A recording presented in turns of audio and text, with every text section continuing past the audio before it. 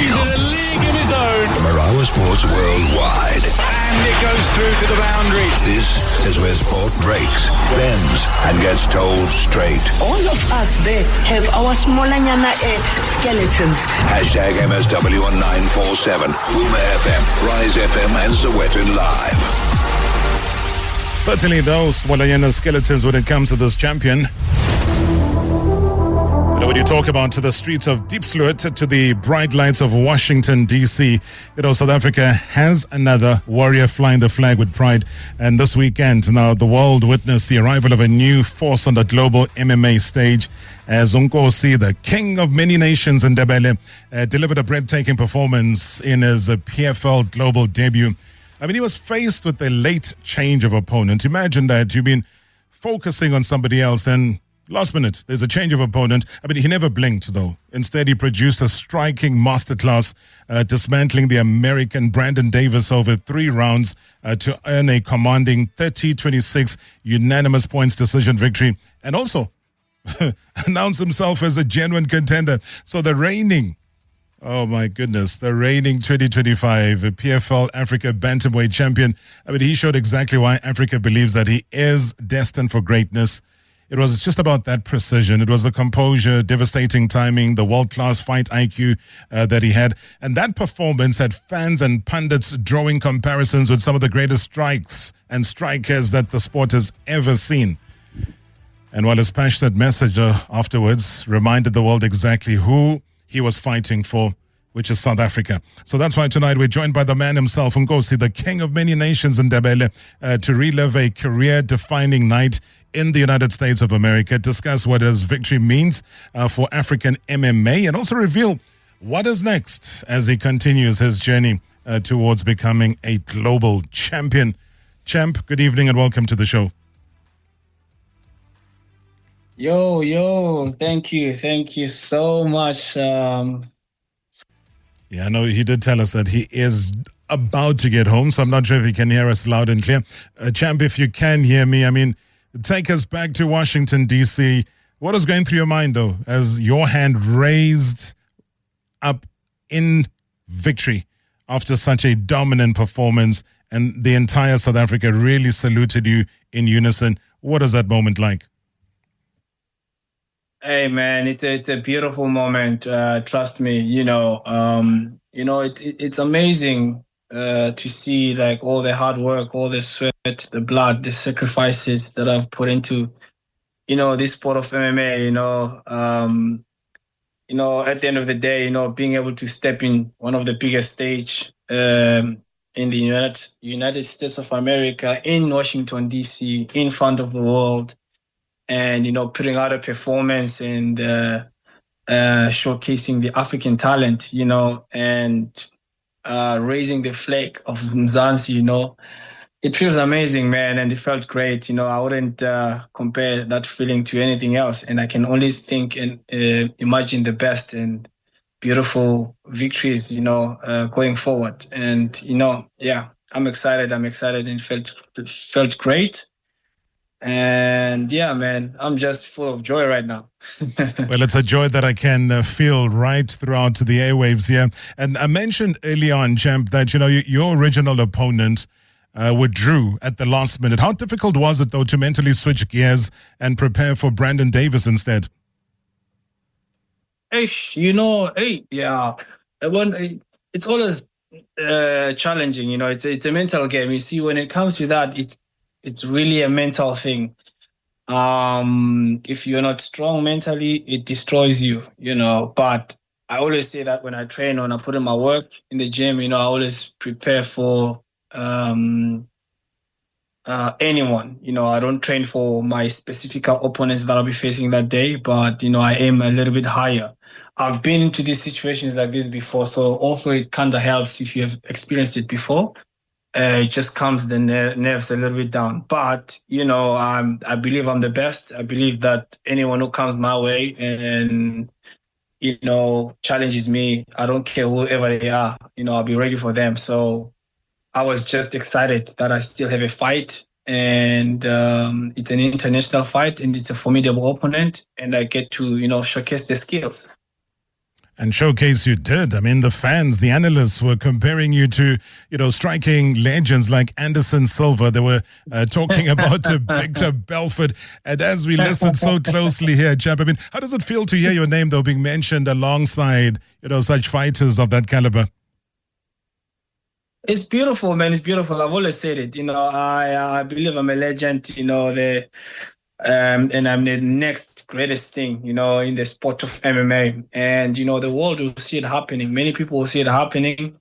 And I believe in it as well. So hearing that, it shows that, I'm in the right direction. It means I'm really doing the right things and I'm producing the right fruits, and it's not, it's not every day where you hear someone being compared to legends, and having to be in that position, it's an honor. And it's something that I will not take lightly, to say, it also becomes a motivation, to keep working hard, So, and I believe it's my time now. And I still love the fact that the one thing I've always said to you from day one is I love the confidence, I love the reassurance that you give yourself, because you pour that out when you get inside of that cage. And you looked incredibly composed in the cage. I mean, what was the game plan and how well did you execute it? I know I'm sharp. I work hard, but I train, man. I work hard. I know I'm very much disciplined. I know I'm skilled in this combat sport. And when it comes to striking, my background is Kyokushinkai karate. That was the base that I started with there in Diepsloot. So I'm very much more comfortable. I'm very comfortable when it comes to standing up and bang. So, and when I saw that Davies is someone who also think that he can stand and bang, I was like, okay, cool. Then we'll see who has got their skill, who is the best, and I was excited to really, really, really show the skills that I have. And I'm just happy that he also showed up. He was very tough, formidable. He just stood. He took most of the shots that I gave into him. And, but the more he took those shots, the more he made me shine, so, yeah, I'm good. I mean, you've gone from being the inaugural PFL Africa Bantamweight Champion to making a massive statement on the global stage. I mean, how much has your confidence grown? But, listening to you, I know where your confidence sits right now. No, hey, man, my confidence is already... From a long time, the confidence has always been there. It's just now it's more like a motivational thing. It's just all these things that are happening. They motivate my confidence even more. So, but confidence, I've always had it. And moving down from Africa, coming here and taking over in the global stage, I know where I'm going. I'm the king of many nations, and I know that the throne is mine, and that's what I'm aiming for. So it feels good, man. It feels good, and I'm confident. Let me pick it up on that one. When you talk about what your nickname stands for, and I go back to your post-fight message, it was all about South Africa. It was all about you raising the flag. I mean, how important is it for you to inspire that next generation of fighters that are sitting back home and watching you? It's really important, man. That's one of the reasons also, I believe I push and do what I do. When I get messages of young people say, I saw you and I read your story. I see, from how you grew up and where you are right now, it's motivating. It just shows that, if anyone can put their mind into something, they can achieve it. I'm an example, I'm that example of, that young boy who grew up in the township of Diepsloot, where people thought that nothing good can come out of that, but here am I taking over the world, showcasing that it's possible.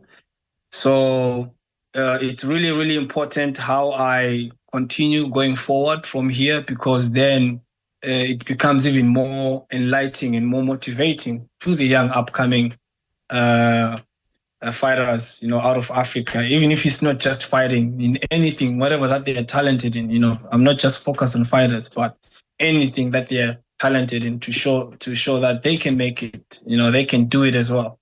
and I'm a prime example, and so. And what great teamwork as well, champ, though, because, I mean, just your coaches, your teammates at Summer Fight Club, all preparing you and the bigger picture as well. I know your teammate, Eliezer Kubanza, also had a very successful debut. So, a happy day for everyone. Yeah, beautiful, beautiful day. I mean, it's good, man, to have a team. It's good to have a team. It's good to have people who really believe in you. It's good to have people who back you up. And that's one thing, I would want, from Mzansi as well.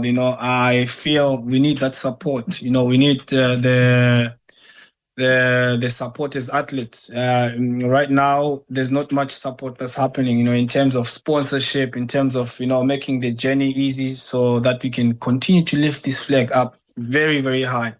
And that's what's demotivating most young upcoming fighters or athletes, because it's a difficult journey. And if you don't have the passion and the heart for it, it becomes very difficult.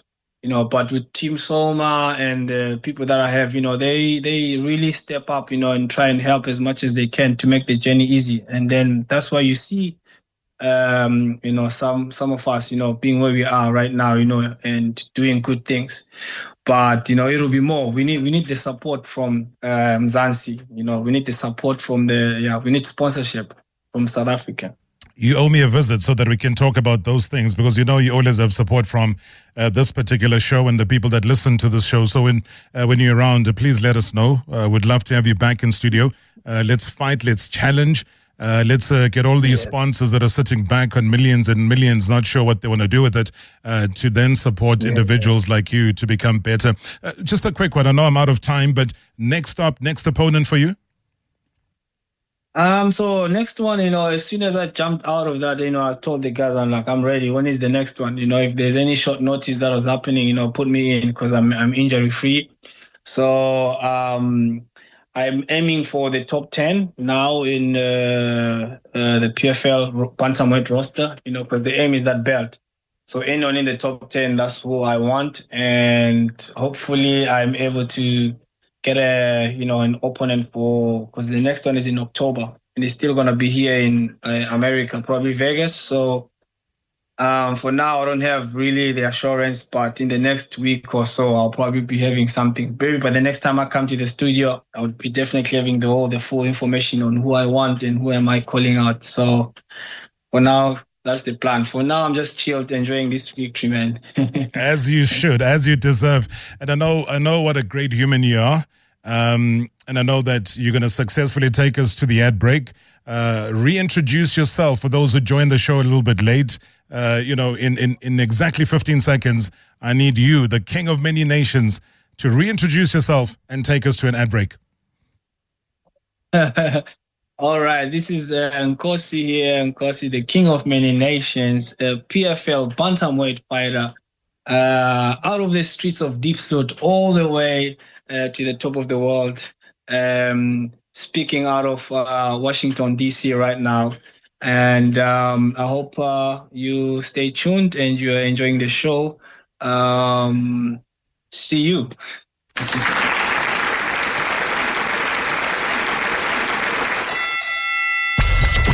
#MSW live now on 947 Vuma FM, Rise FM, and Soweto Live at the same time. #MSW.